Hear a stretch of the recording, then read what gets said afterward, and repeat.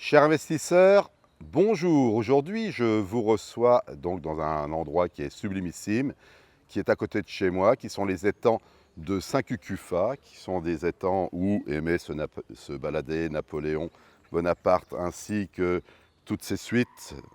Et c'est un endroit vraiment privilégié, à quelques kilomètres de Paris, avec le calme absolu, où le matin, il y a des cerfs, des biches et même des sangliers qui viennent boire, et la journée, des canards un peu partout. Voilà, c'est très sympa.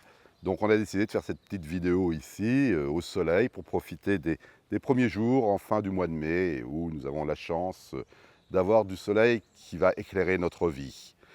Eh bien, aujourd'hui, je vais vous parler d'une question que tout le monde se pose. Faut-il ou non acheter sa résidence principale en premier, ou alors faut-il ou non acheter des biens pour investir en premier?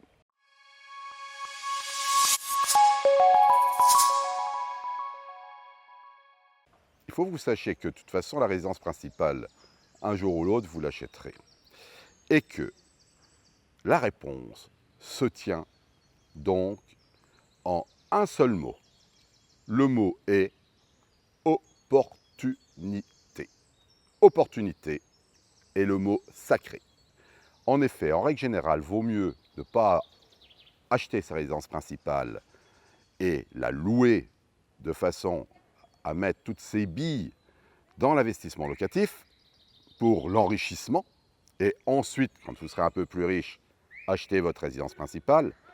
Mais n'oubliez pas qu'il y a toujours l'histoire du cash flow que l'on peut créer, et si au cours de vos visites, vous avez l'opportunité de trouver quelque chose qui vous plaît, où vous pouvez y habiter un petit peu et surtout le revendre beaucoup plus cher que vous l'avez payé, il faut foncer. Il faut foncer car cet argent-là vous permettra de réinvestir d'une manière beaucoup plus puissante dans l'investissement locatif. Voilà ce que j'avais à vous dire sur la résidence principale. Pour ceux qui se posent la question, faut-il mieux investir à fond et être locataire qu'être dans une résidence principale? D'un autre côté, si vous êtes logé gratuitement par l'administration, restez logé gratuitement par l'administration et ne cherchez pas tout de suite votre résidence principale. Achetez de l'immobilier à forte rentabilité afin de vous constituer un capital. Donc, résultat, il ne faut pas acheter sa résidence principale tant que vous ne faites pas un coup.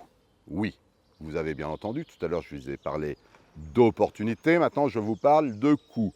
Parce que pour moi, faire un coup, c'est la même chose qu'avoir l'opportunité, voyez-vous. Le cash flow est difficile à avoir, ce n'est pas toujours aisé. Et là, avec la résidence principale, l'intérêt, c'est que vous êtes totalement exonéré d'impôts. C'est ça l'intérêt premier.